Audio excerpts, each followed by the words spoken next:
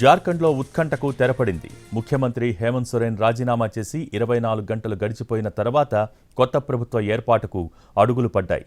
ప్రభుత్వాన్ని ఏర్పాటు చేయాలని జేఎంఎం శాసనసభాపక్ష నేత చంపై సోరెన్ను జార్ఖండ్ గవర్నర్ రాధాకృష్ణన్ ఆహ్వానించారు. ఇవాళ జార్ఖండ్ ముఖ్యమంత్రిగా చంపై సోరెన్ ప్రమాణ స్వీకారం చేస్తారు.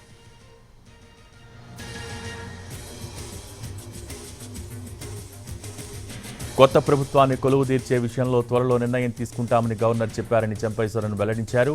చంపై సోరెన్కి 43 మంది మద్దతు ఇస్తున్నట్టు జేఎంఎం, కాంగ్రెస్, ఆర్జేడీ కూటమి ప్రకటించింది.